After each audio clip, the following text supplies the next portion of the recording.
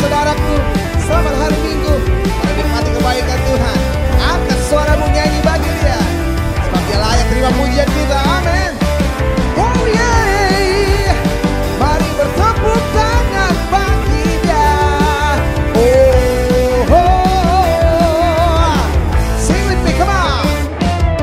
Oh, ada gerakan roh Allah di sini. Ada gerakan roh Allah di sini. Di timur, di barat, utara, dan selatan. Ada gerakan roh Allah. Ada gerakan roh Allah. Ada gerakan roh Allah di sini.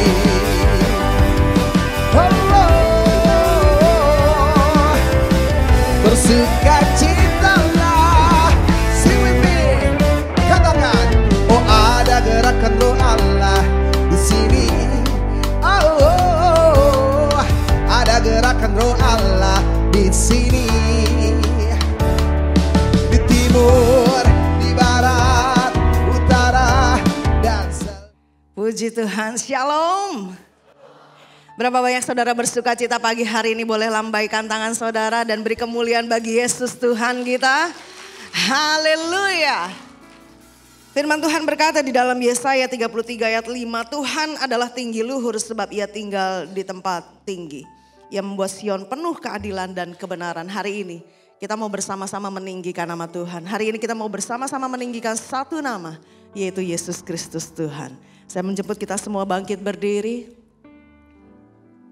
Kami datang di hadapan hadirat-Mu ya Allah. Bersyukur buat segala kebaikan-Mu, bersyukur buat segala pemeliharaan-Mu, bersyukur untuk segala kemurahan anugerah-Mu yang menuntun setiap langkah hidup kami hingga saat ini kami ada sebagaimana kami ada semua karena Tuhan. Pagi hari ini kami hanya mau meninggikan satu nama, yaitu Yesus Kristus Tuhan. Hari ini kami mau menyembah satu pribadi, yaitu Yesus Kristus Tuhan. Dan biarlah penyembahan kami, pujian kami menjadi dupa yang harum di hadapan-Mu. Terima kasih Tuhan, terima kasih Bapa. Kemuliaan bagi Tuhan di tempat maha tinggi. Kau Raja diagungkan dan dipuji.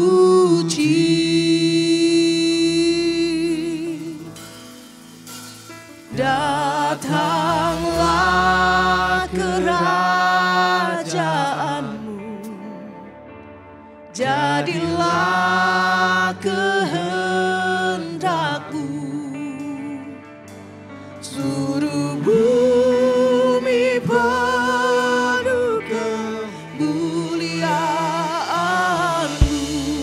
Kemuliaan hanya bagi Tuhan. Kemuliaan bagi Tuhan di tempat maha tinggi. Kau Raja diagungkan dan dipuji.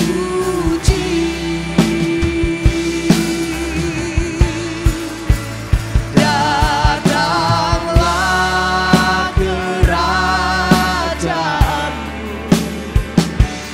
jadilah kehendak-Mu. Seluruh bumi penuh kemuliaan-Mu. Kami berikan segala kemuliaan bagi Tuhan. Kemuliaan bagi Tuhan di tempat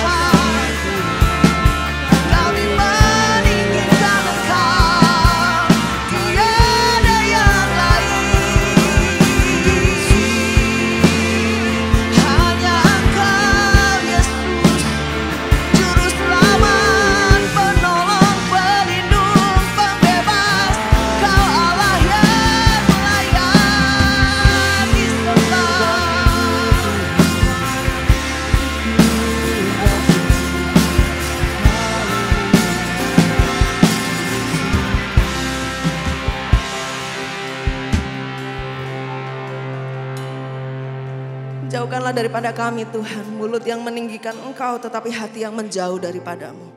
Tetapi pagi hari ini, biarlah setiap hati, setiap kehidupan bertekuk lutut di hadapan Allah mengakui bahwa Engkau Allah yang berkuasa, bahwa Engkau Allah yang hebat, bahwa tidak ada Allah yang lain seperti Engkau. Yesus Kristus Tuhan yang namanya kami tinggikan dari tempat ini, yang namanya kami sembah, kami muliakan dari tempat ini. Bila sorak-sorai kegirangan terdengar dari tempat ini. Terima kasih Bapa. Hanya di dalam nama Tuhan Yesus, kita semua umat Tuhan yang mau bersorak-sorai sama-sama katakan amin. Haleluya. Semua siap bersorak bagi Tuhan?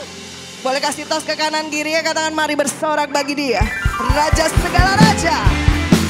Wow, haleluya.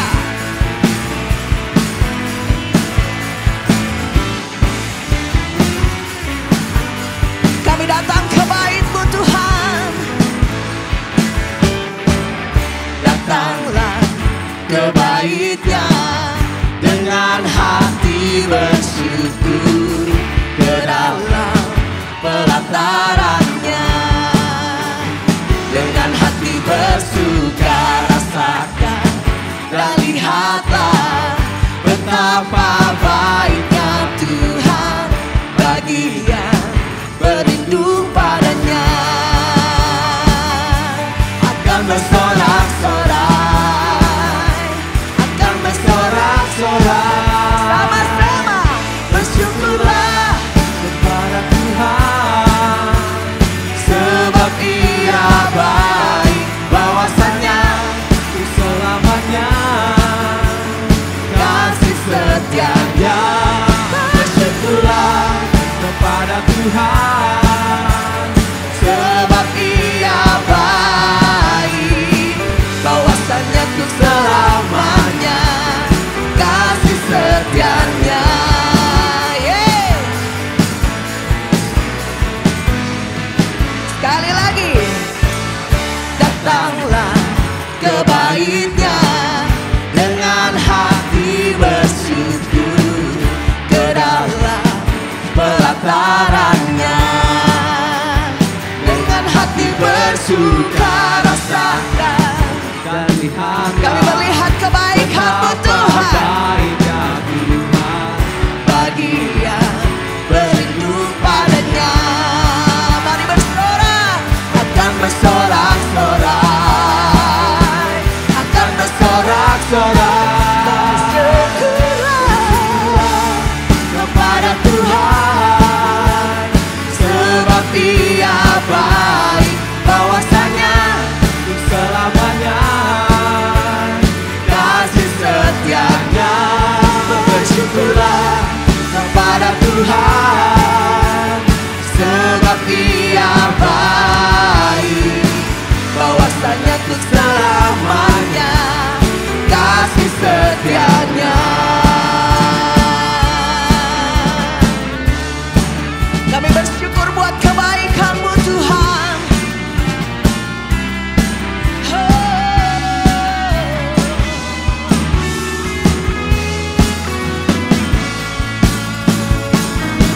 Hati kami terangkat bagi-Mu sama-sama. Bersyukurlah kepada Tuhan, katakan sebab Dia baik, sebab Dia baik, bahwasanya untuk selamanya kasih setia-Nya. Bersyukurlah kepada Tuhan, sebab Dia baik, sebab Dia baik, bahwasanya untuk selamanya kasih setia-Nya. Bahwasanya untuk selamanya, bahwasanya untuk selamanya, bahwasanya untuk selamanya kasih setia-Nya. Yang bersyukur berikan kemuliaan bagi Yesus. Amin. Hari ini mari kita tinggikan satu nama di atas segala nama, yaitu nama Yesus, menara yang kuat. Amin. Haleluya.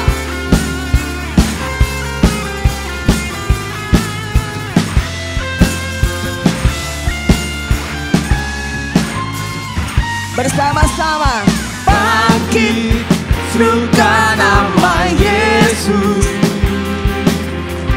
Maju, nyatakan kuasa-Nya. Amin. Kita buat iblis gemetar, kalahkan tipu dayanya dengan kuasa namanya. Bangkit. Bangkit, serukan nama Yesus. Mari maju. Maju, nyatakan kuasa-Nya.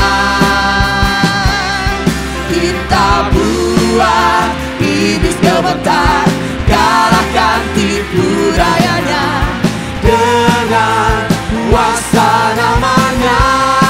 Serukan Nama Yesus, menara yang kuat. Nama Yesus, kota benteng yang teguh. Nama Yesus, kalahkan semua musuh. Nama Yesus, di atas segalanya. kami hanya berseru pada satu nama, Yesus. Haleluya. Katakan Bangkit, serukan nama Yesus. Maju, nyatakan kuasa-Nya.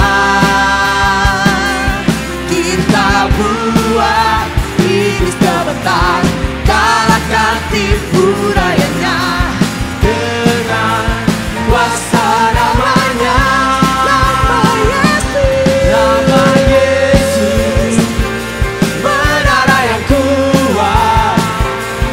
Nama Yesus, kota benteng yang teguh. Nama Yesus, kalahkan semua musuh. Nama Yesus, Sekali lagi katakan nama Yesus. Nama Yesus, menara yang kuat. Nama Yesus, kota benteng yang teguh. Nama Yesus, kalahkan semua musuh. Nama Yesus, di atas segalanya.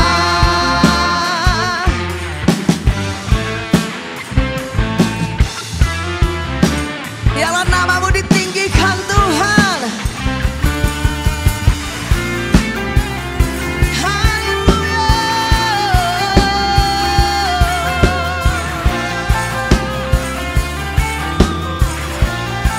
Dengan imanmu katakan Nama Yesus, menara yang kuat. Nama Yesus, kota benteng yang teguh. amin. Nama Yesus, kalahkan semua musuh. Nama Yesus, di atas segalanya. Nama Yesus, menara yang kuat. Nama Yesus, kota benteng yang teguh. Nama Yesus, kalahkan semua musuh. Nama Yesus, di atas segalanya. Nama Yesus, di atas segalanya.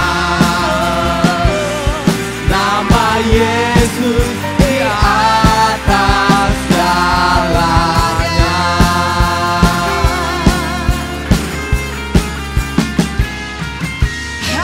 Haleluya. Silakan duduk Bapak Ibu Saudara yang dikasihi Tuhan. Yesus adalah nama di mana ketika kita berlari mendekat kepadanya, dia akan memberikan pertolongan, perlindungan, kekuatan. Dan apa yang dia berikan tidak sama seperti apa yang dunia berikan. Hari ini gak cuma kita yang perlu Tuhan, tetapi banyak orang yang perlu Tuhan. dalam menjalani kehidupan kita hari demi sehari. Kita berjalan dalam anugerah Tuhan, kita berjalan dengan kekuatan Tuhan. Oleh sebab itu tidak ada yang dapat kita megahkan, tidak ada yang dapat kita tinggikan dari kehidupan kita. Karena semua yang ada pada kita adalah anugerah, kemurahan, dan kasih Tuhan.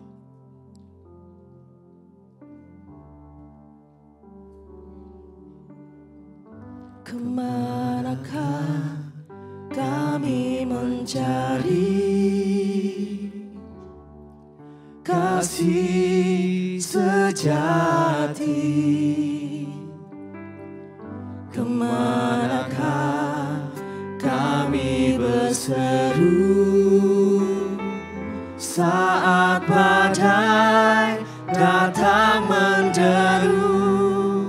Yang kami tahu hanya Kau yang mampu pulihkan segala sesuatu. Kami perlukan keajaiban-Mu, kami butuhkan sentuhan tangan-Mu. Kami tak dapat jalan sendiri, kami perlukan Tuhan.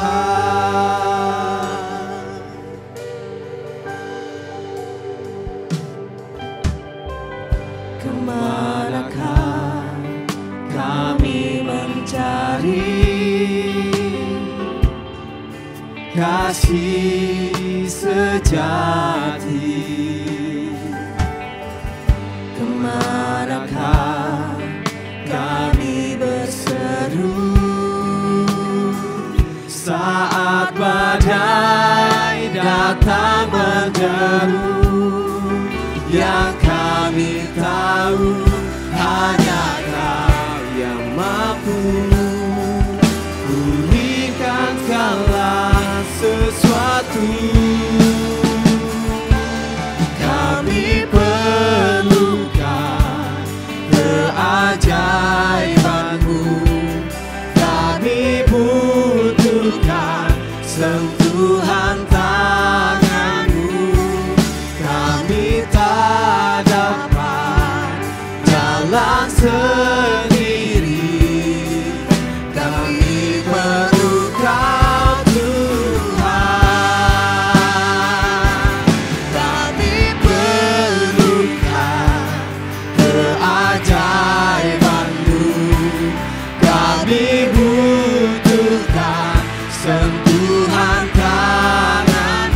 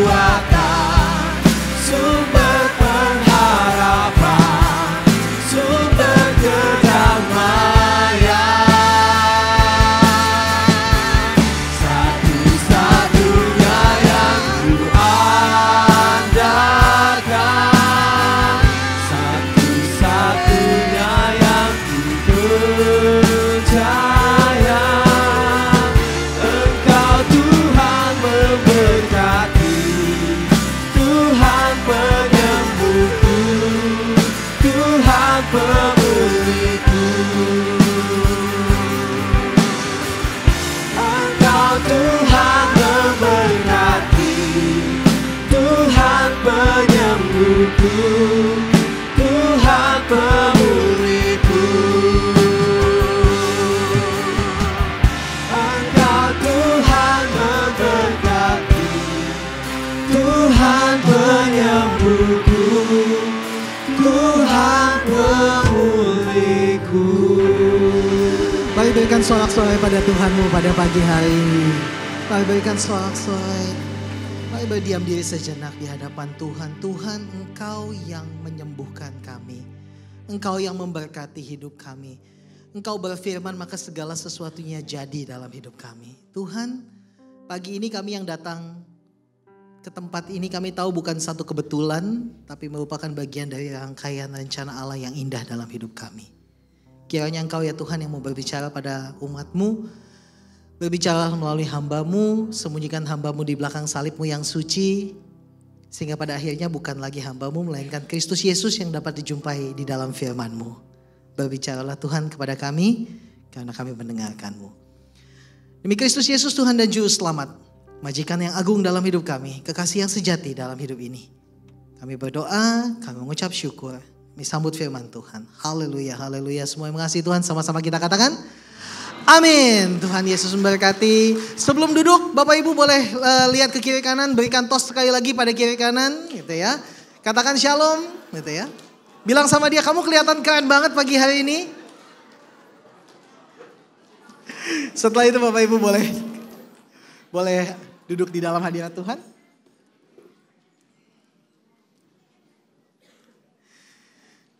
Baik, izinkan saya untuk menyapa semuanya, shalom. Senang sekali boleh kembali ke tempat ini, bertemu lagi dengan Pastor Sandi, dengan Pastor Willis, dengan Om Gina, semuanya dan semua jemaat di tempat ini. Saya harap semuanya berada dalam anugerah Tuhan yang melimpah dalam hidup kita, gitu ya. Sebelum kita mulai mendengarkan firman Tuhan, saya diberikan satu judul tentang kerendahan hati mendahului kehormatan. Saya berikan judul yang lebih keren, gitu ya. Saya berikan judul satu subtitle, judulnya The Higher I Climb. Sama-sama kita katakan, The Higher I Climb. Semakin tinggi saya memanjat, gitu ya. Semakin tinggi saya memanjat. Mari kita baca dulu sama-sama. Nih saya nembak ke sana. Wait. Oh, oke. Kita baca sama-sama dari Amsal pasal 18 ayat yang ke-12. Boleh ya kita semua sama-sama? Siap semuanya?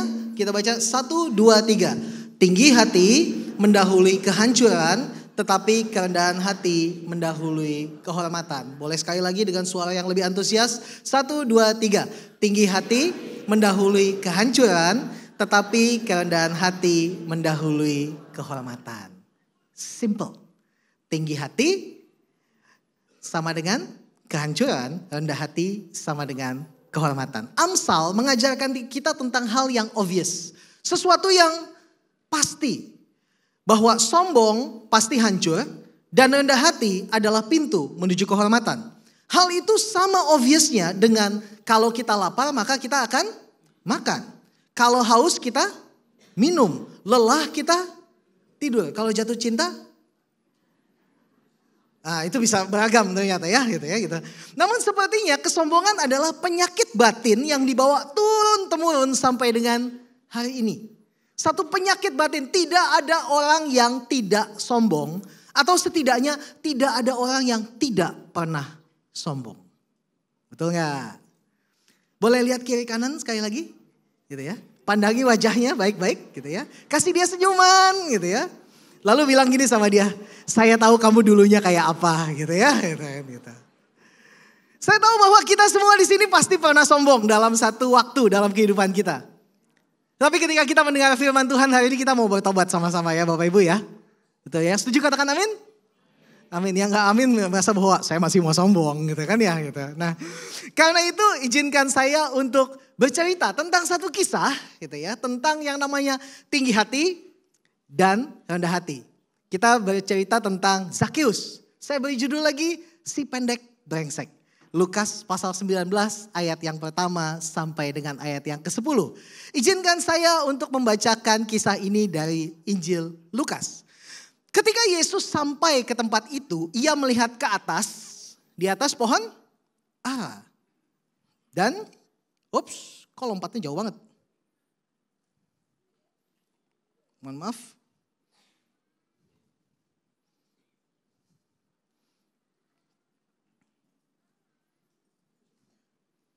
Oh, wait. Sebentar ya. Ada yang kehapus. Izinkan saya untuk membacakannya bagi Bapak Ibu.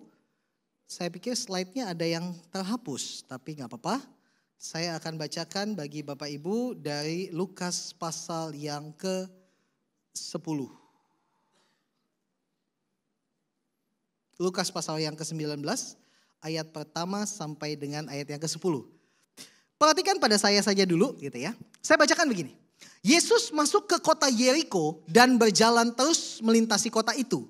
Di situ ada seorang bernama Zakheus, kepala pemungut cukai, dan ia seorang yang kaya. Masuk ke kota Yeriko, berjalan terus melintasi kota itu. Di situ ada seorang yang bernama Zakheus, kepala pemungut cukai, dan ia seorang yang kaya. Ia berusaha untuk melihat orang apakah Yesus itu tetapi ia tidak berhasil karena orang banyak sebab badannya pendek.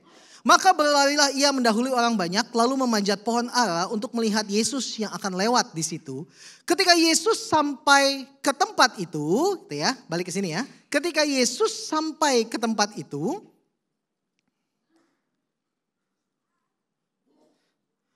ia melihat ke atas dan berkata, Zakheus segeralah turun sebab hari ini aku harus menumpang di rumahmu. Lalu Zakheus segera turun dan menerima Yesus dengan sukacita.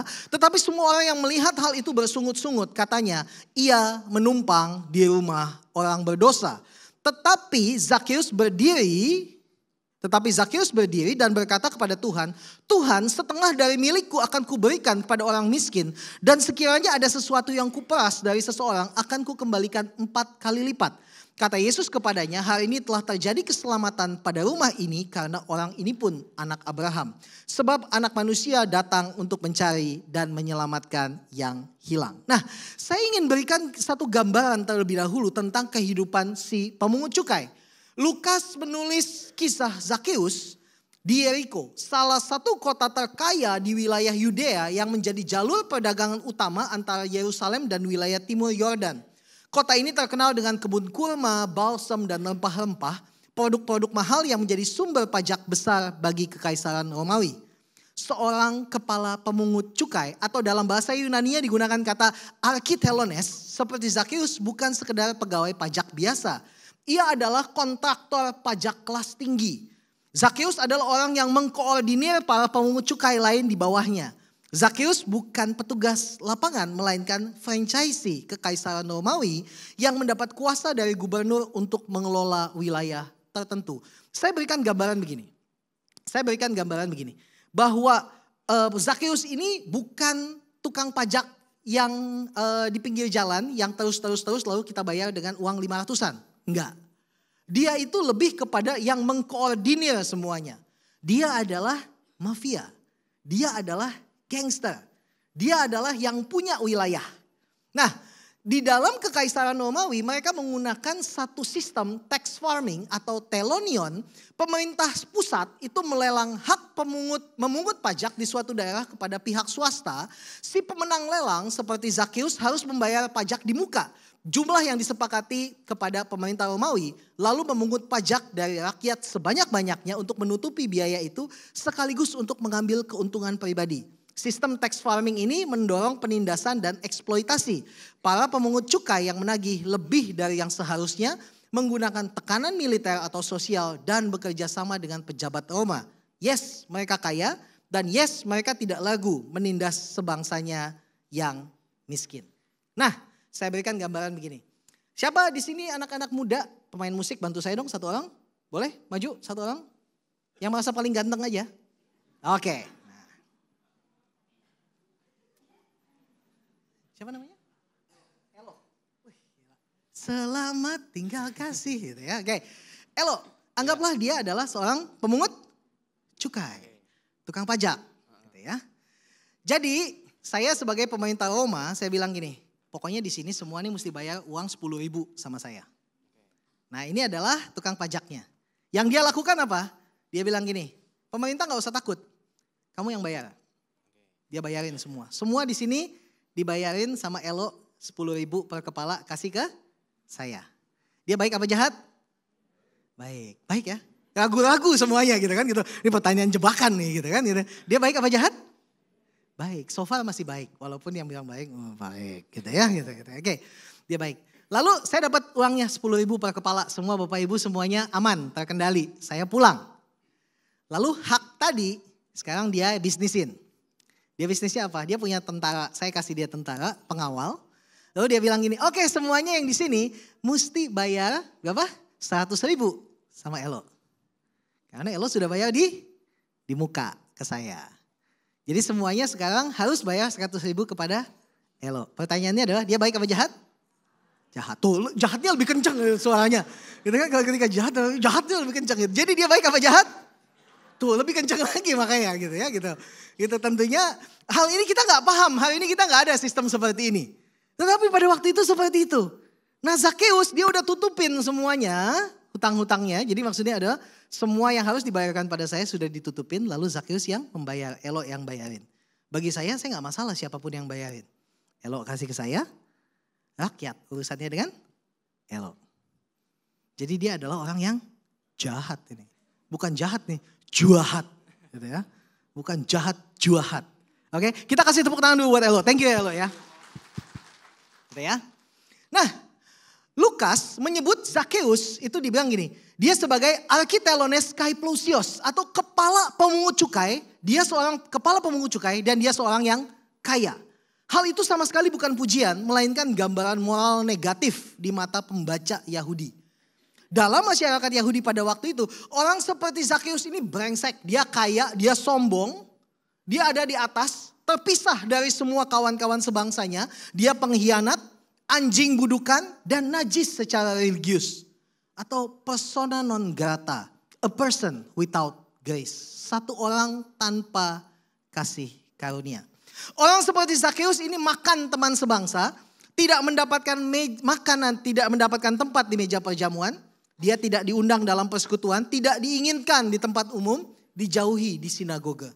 Singkatnya, Zakheus boleh saja menekan teman sebangsanya dengan pajak, namun ia mendapatkan balasannya dengan diekskomunikasi dari komunitasnya. Kita sering berpikir bahwa kita akan lebih dihormati jika kita kaya dan berkuasa. Semakin kita tinggi, kita semakin terpisah dari teman-teman kita.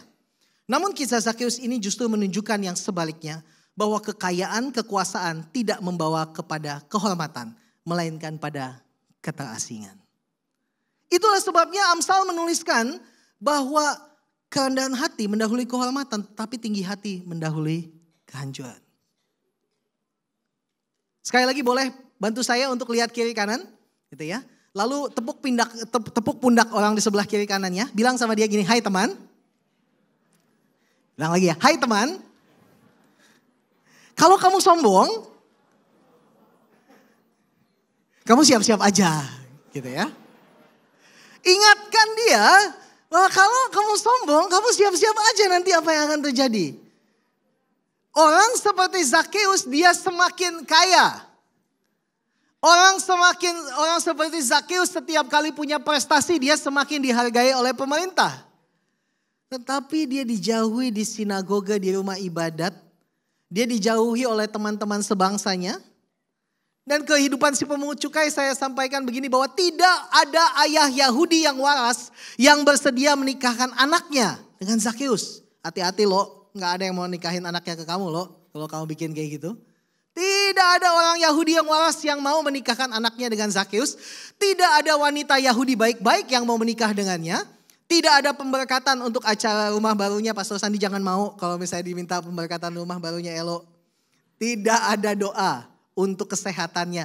Pemungut cukai tidak ada bedanya dengan orang kusta. Ia boleh punya segalanya kecuali hubungan. Sama-sama katakan hubungan. Boleh punya segalanya kecuali hubungan. Si pemungut cukai tidak diinginkan oleh masyarakat. Jarak yang ia ciptakan dengan teman sebangsanya membuatnya sungguh berjarak dengan mereka. Si pemungut cukai tidak menduga bahwa ini adalah hal yang harus ia bayarkan sebagai konsekuensi dari pilihan hidupnya. Aku punya segalanya. Aku dihormati. Semakin kepala mengangkat ke atas, semakin kita tidak peduli dengan apa yang ada di bawah kita. Tidakkah hal ini kedengaran seperti saudara dan saya? Dulu gitu ya. Gitu. Dan pada akhirnya pilihan hidupnya membuatnya tertolak, terbuang, terpinggirkan, terhujat. Ironi sosio-religius ini menjadi realitas yang lebih menyakitkan daripada kemiskinan, yaitu apa? Disconnection. Keterpisahan, keterasingan. Tidak ada lagi yang mau mengenal. Disconnection.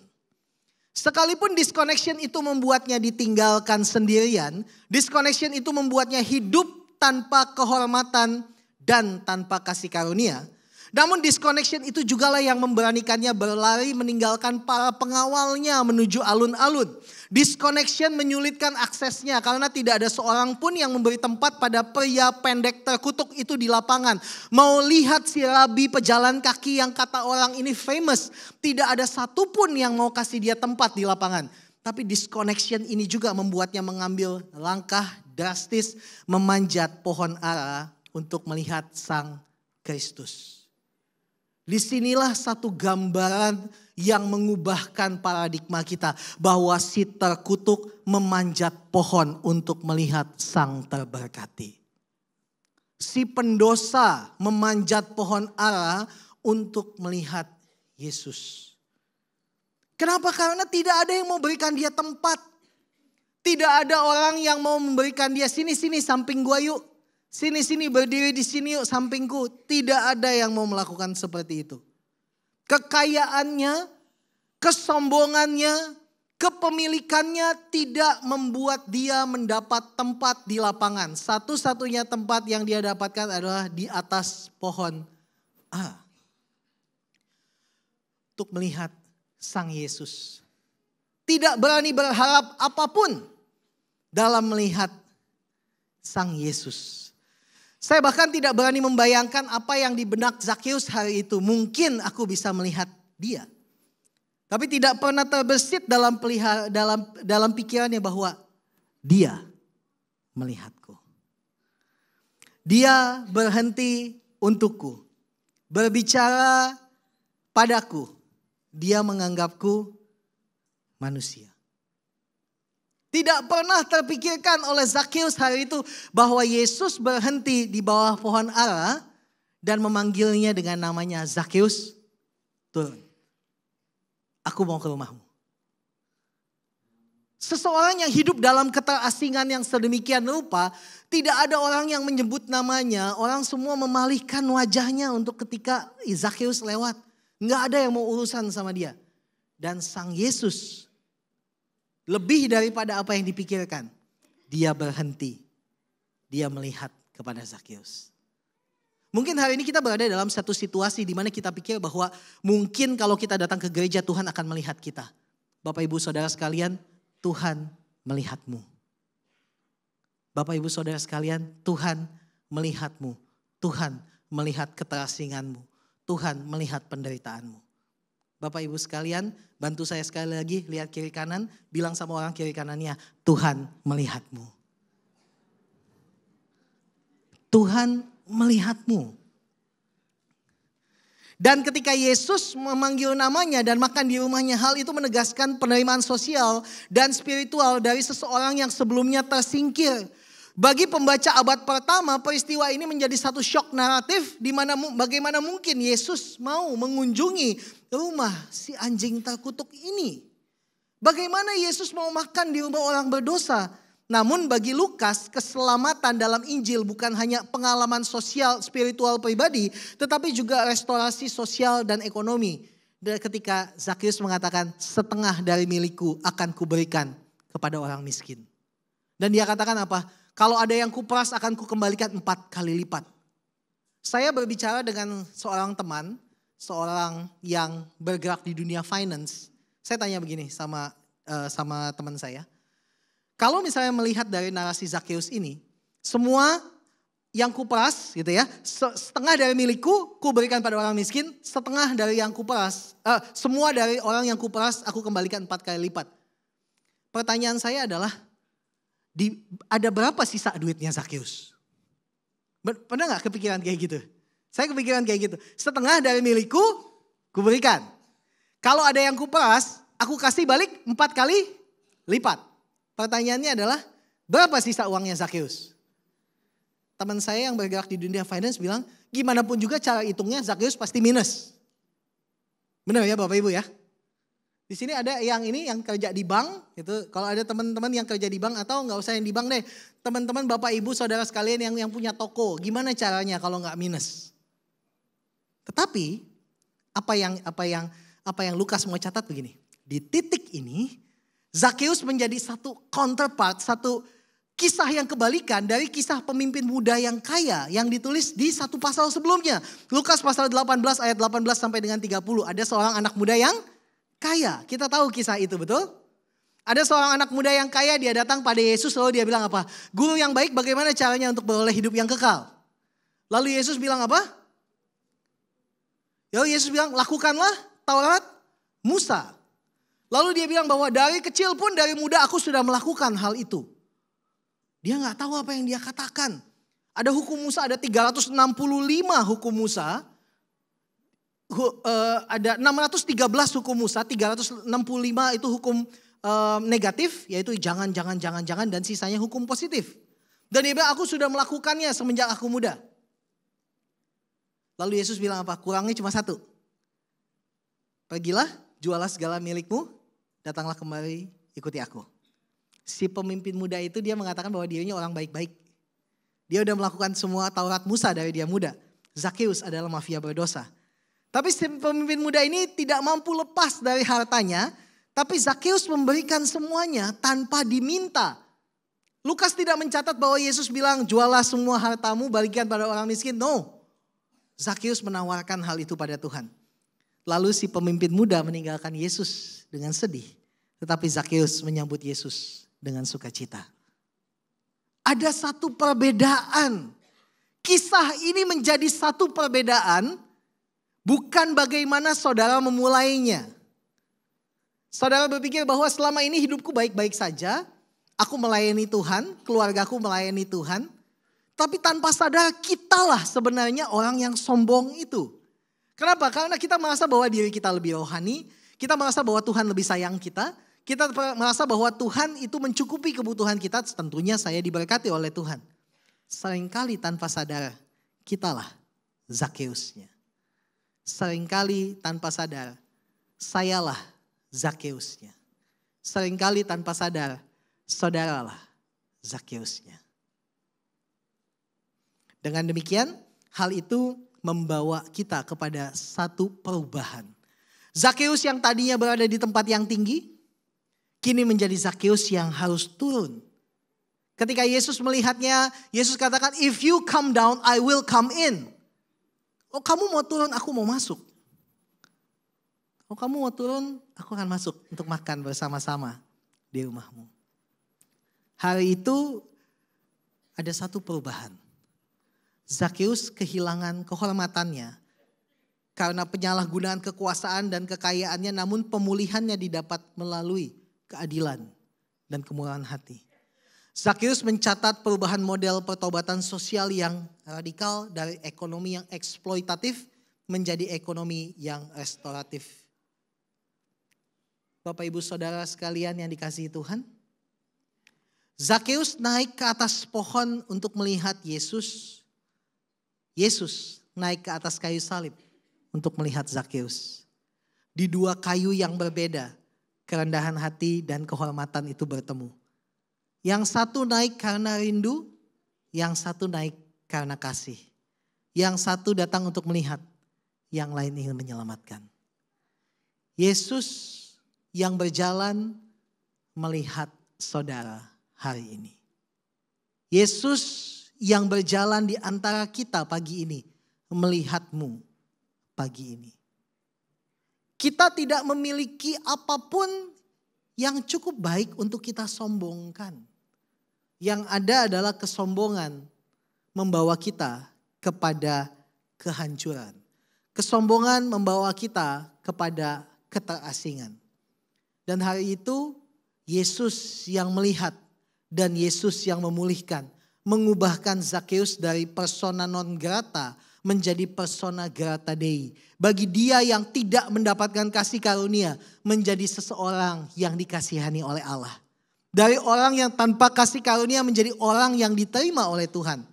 Sungguh kasih Allah tidak hanya menyelamatkan tetapi juga memulihkan hubungan-hubungan bahkan bagi mereka yang tidak lebih dari kutuk berjalan seperti Zakheus. Bapak Ibu sekalian, di hadapan Tuhan, mari kita datang kepada Tuhan mengakui bahwa Tuhan, kalau yang disebut sombong, itulah aku orangnya.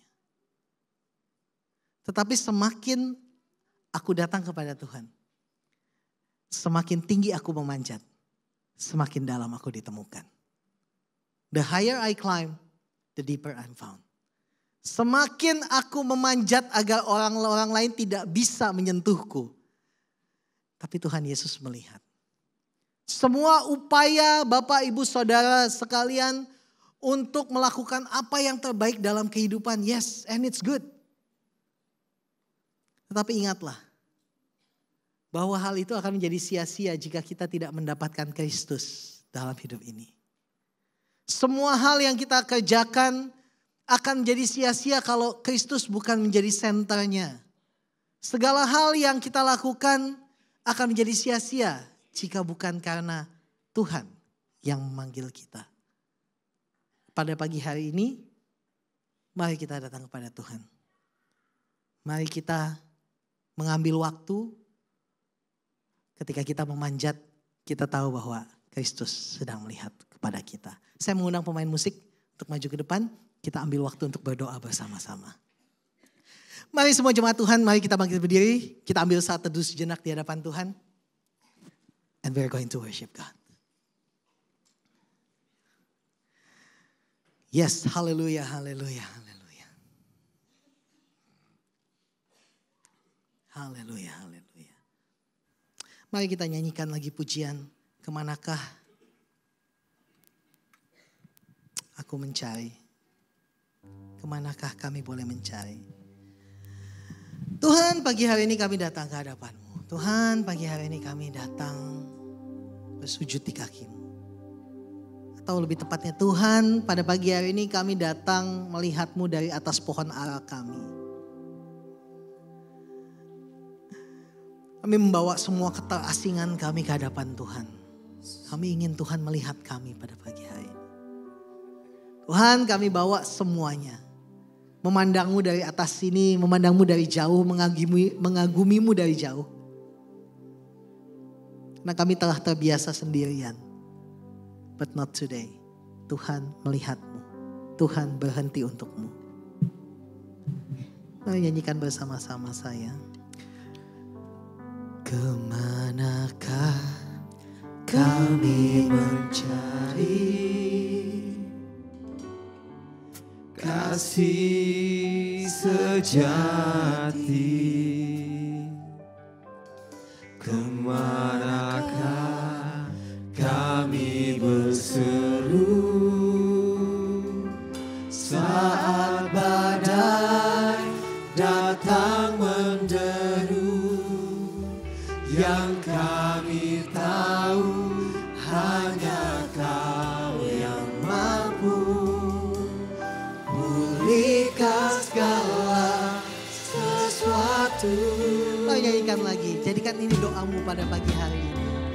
Kemanakah kami mencari kasih yang sejati, kasih sejati? Kemanakah kami berseru saat badai datang? Saat badai datang menderu. Tapi yang kami tahu ya Tuhan, yang kami tahu hanya Kau yang mampu pulihkan segala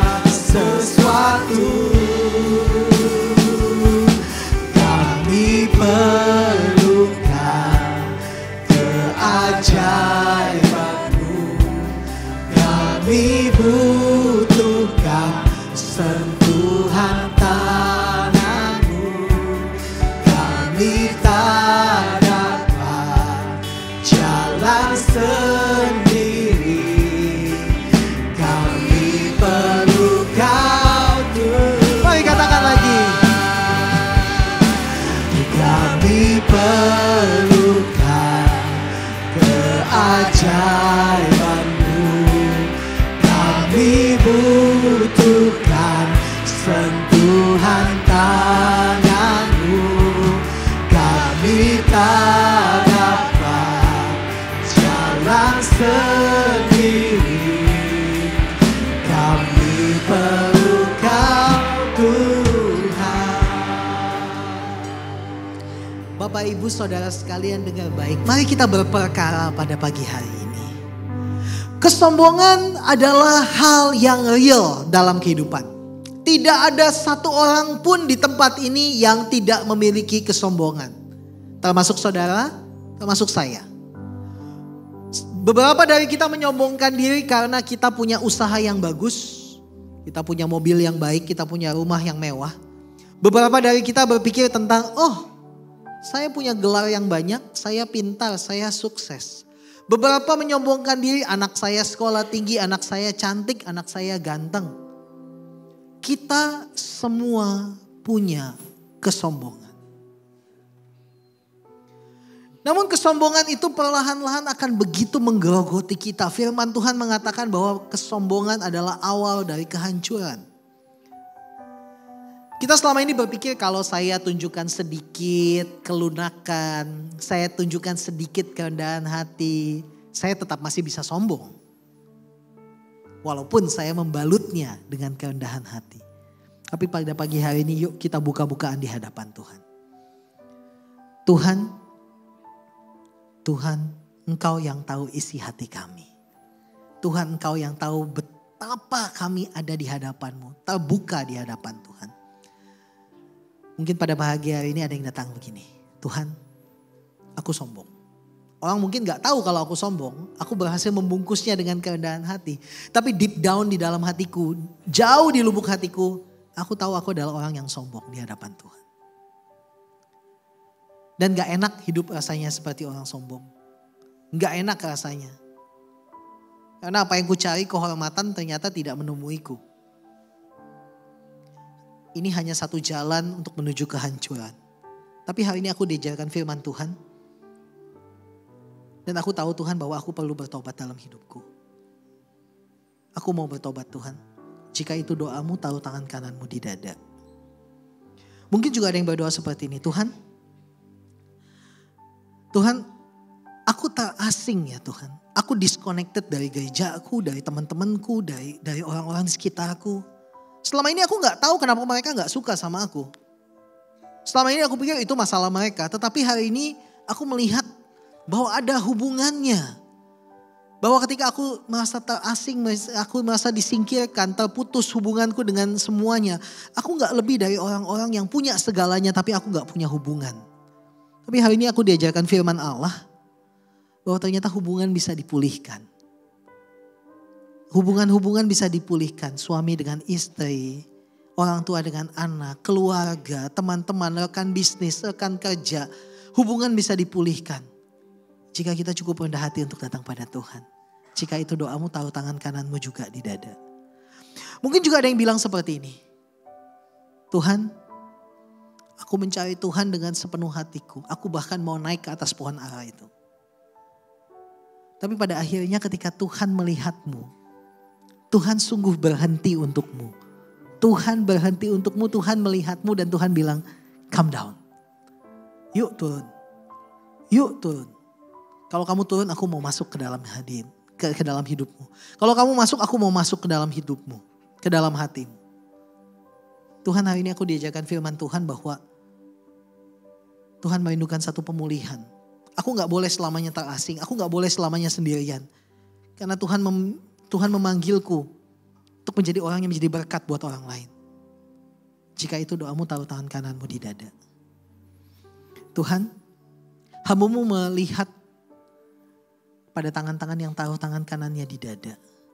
Hamba-Mu berdoa untuk setiap jemaat Tuhan yang terbuka di hadapan Tuhan. Tidak ada yang kami tutup-tutupi di hadapan Allah yang Maha Tahu. Tidak ada yang kami tutup-tutupi di hadapan Tuhan. Mari berdoa kepada Tuhan. Mari ambil waktu 1 menit ini untuk berdoa. Tuhan, ini doaku pagi hari ini. Tuhan, pulihkan hidupku. Tuhan, tolong aku. Tuhan, ajar aku untuk menyerahkan hidupku sepenuhnya. Tuhan, ajar aku untuk melihat bahwa aku ini enggak lebih daripada debu dan abu, tetapi Tuhan mengasihiku dan memanggil namaku. Haleluya, haleluya. Saya merasakan bahwa Tuhan memulihkan hati pada pagi hari ini. Saya merasakan ada air mata yang tertumpah, ada air mata yang menetes. Ada orang yang datang kepada Tuhan dan mengatakan, Tuhan, ini hidupku. Tuhan, terima kasih buat pemulihan-Mu. Ada orang yang mengatakan bahwa Tuhan, aku nggak menduga bahwa hari ini Engkau akan memanggil namaku. But this is me, Lord. This is my life. This is my life. Haleluya, haleluya, haleluya. Kami perlukan keajaiban-Mu. Kami butuhkan sentuhan tangan-Mu. Kami tak dapat jalan sendiri. Jadikan ini doamu. Jadikan ini doamu pada pagi hari. Kami perlukan. Kami perlukan keajaiban-Mu. Kami butuhkan sentuhan tangan-Mu. Kami tak dapat jalan sendiri. Kami perlukan. Kalau saudara nggak keberatan, saudara boleh angkat tanganmu ke hadapan Tuhan. Kami jadikan ini deklarasi imanmu pada pagi hari ini. Jadikan ini menjadi doamu pada pagi hari ini. Yes Tuhan, kami butuh Engkau Tuhan. Kami tak dapat jalan sendiri. Kami perlukan. Let's sing it one more time. Let's sing it one more time.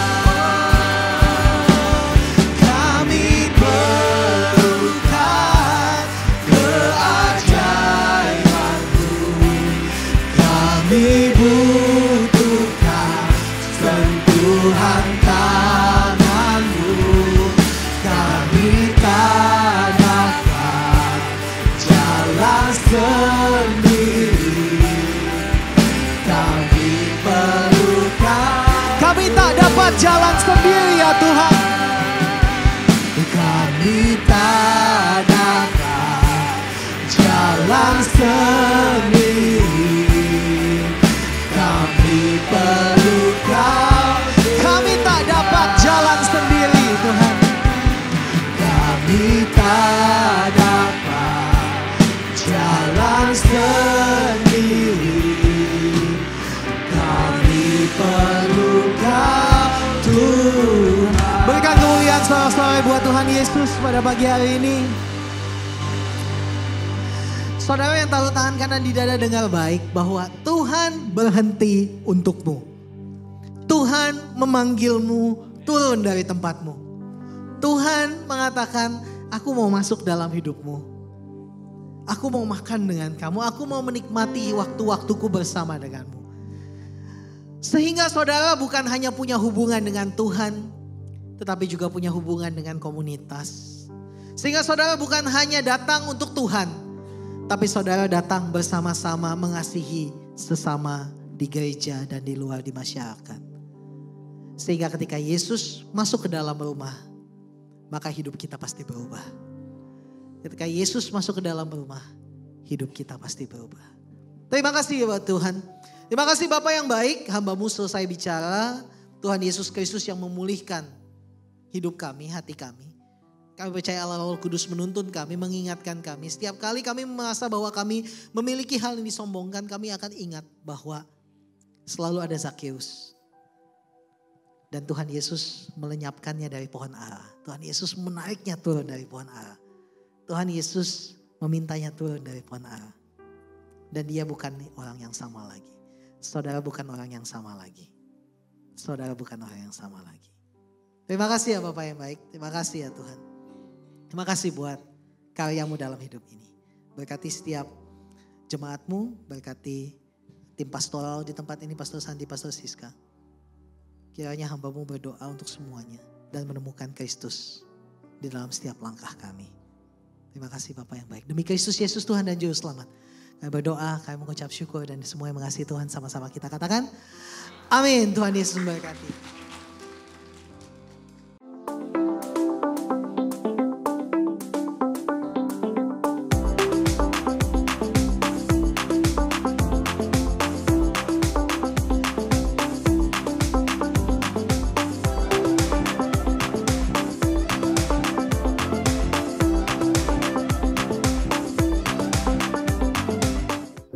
Shalom Jemaat Tuhan, kiranya hari ini kita diingatkan kembali untuk memiliki pengenalan yang benar akan Allah. Berikut, mari kita simak pengumuman penting untuk sepanjang minggu ini.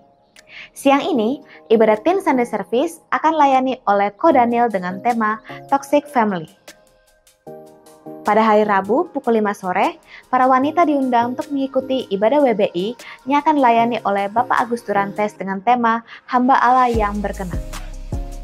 Pada hari Kamis, ibadah doa akan dilaksanakan pada pukul 5 sore di gedung 52. Pada hari Sabtu, para remaja dan anak-anak muda diundang untuk mengikuti acara Games Night Special Youth and Teens yang akan dilaksanakan pada pukul 4 sore di lantai 2. Dan pada hari Minggunya, ibadah Teen Sunday Service akan dialihkan ke ibadah raya. Pada hari Minggu pukul 8 pagi, ibadah raya akan dilayani oleh Bapak Dieter dengan tema Ginosko. Dan dilanjutkan pada pukul 10 siang, ibadah sekolah minggu akan dilaksanakan di lantai 2. Pada ibadah kali ini, anak-anak akan belajar mengenai sahabat semua orang. Demikian pengumuman untuk minggu ini, jangan bosan untuk belajar firman Tuhan, God bless. Puji Tuhan, berbahagia setiap kita yang mendengar firman Tuhan, merenungkan dan melakukan dalam hidup kita, amin. Kami atas nama Jemaat GB Jelambar Timur mengucapkan terima kasih atas pelayanan Bapak Timothy Atanasios, sangat memberkati dan kira kita semua jemaat Tuhan boleh terus belajar untuk memiliki kerendahan hati karena hanya satu pribadi yang ditinggikan, yaitu Yesus Kristus. Amin. Baik, pengumuman tambahan, bagi Bapak Ibu yang sudah mengambil amplop persembahan Natal, bisa mengembalikan di kotak persembahan di lobi lantai 1 dekat lift, dan bagi Bapak Ibu yang mungkin belum menerima nanti bisa menghubungi Asyar untuk mengambil amplop persembahan Natal. Kemudian untuk anak-anak muda, tanggal 22 November merupakan acara spesial, itu hari Sabtu ya. Akan diadakan Games Night, boleh ajak teman sebanyak-banyaknya buat ikutan ya. Benar-benar main game ya. Ya, jadi kalau orang tua di rumah nggak boleh main game, di sini boleh. Tapi khusus hari itu aja ya. Acara dimulai pada pukul 4 sore di lantai 2. Dan kemudian saya juga menyambut Bapak Ibu yang mungkin baru pertama kali hadir di tempat ini. Selamat datang, selamat bergabung di keluarga besar GB Jelambar Timur. Dan jikalau belum ada gereja tetap, kami mengundang Bapak Ibu hadir dalam ibadah-ibadah berikutnya setiap minggu pukul 8 pagi. Mari kita akan memberikan korban syukur kita kepada Tuhan. Kita akan memberikan persembahan 2 kali, dan bagi Bapak Ibu yang mengikuti ibadah secara online dapat memberikan persembahan melalui barcode yang tertera pada layar. Mari kita satukan hati, kita berdoa. Anugerah-Mu besar buat kami Tuhan. Kami hidup oleh karena anugerah-Mu, kami ada oleh karena anugerah-Mu. Segala apa yang ada pada kami semuanya adalah dari Tuhan. Dan hari ini kami bawa korban persembahan kami dengan hati yang mengasihi Tuhan. Dengan hati yang penuh dengan ucapan syukur. Karena sungguh kebaikan Tuhan melampaui dari apa yang kami pikirkan dan bayangkan. Hari ini terimalah persembahan kami. Biarlah berkenan dan menyenangkan hati Tuhan. Hanya di dalam nama Tuhan Yesus kami siap memberi yang terbaik bagi Tuhan. Haleluya. Amin. Selamat memberi yang terbaik buat Tuhan. Kita naikkan kembali pujian ini. Kami perlukan Tuhan.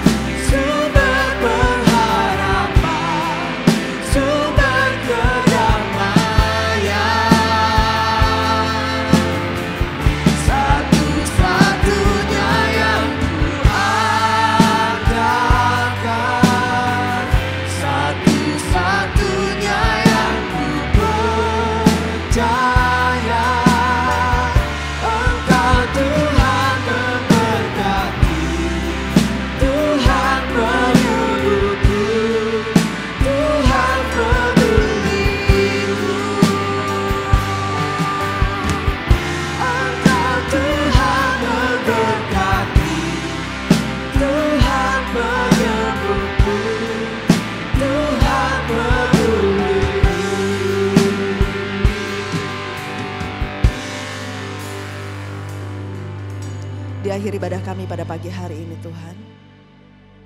Kami naikkan ucapan syukur kami bahwa Allah begitu mengasihi kami dan menghendaki setiap kondisi, keadaan hati dan hidup kami pulih seperti kehendak Tuhan.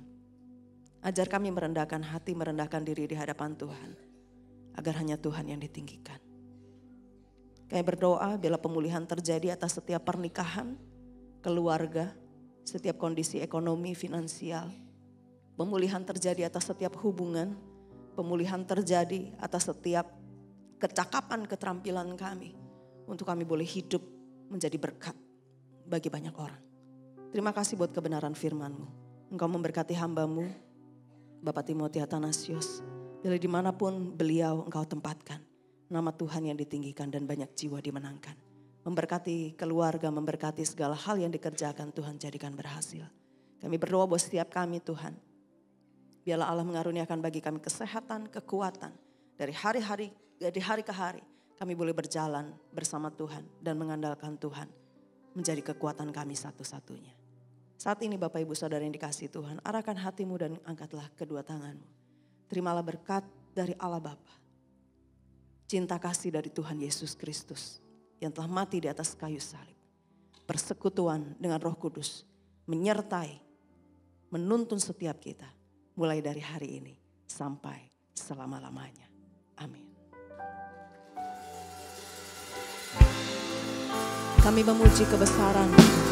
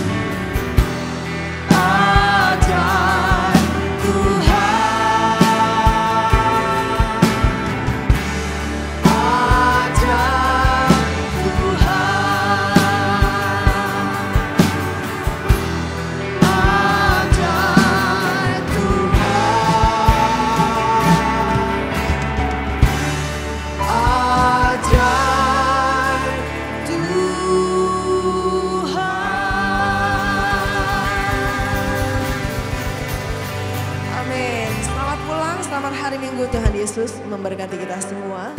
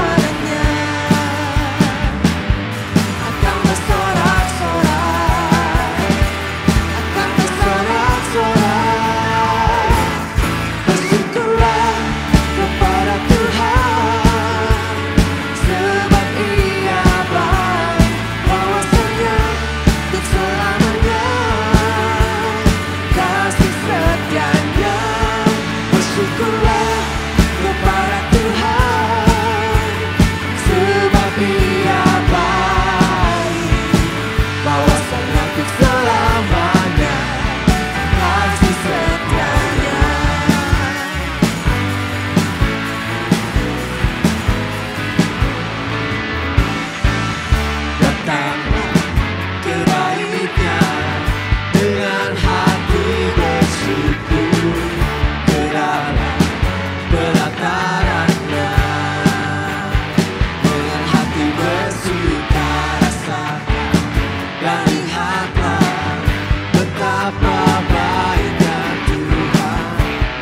kasih.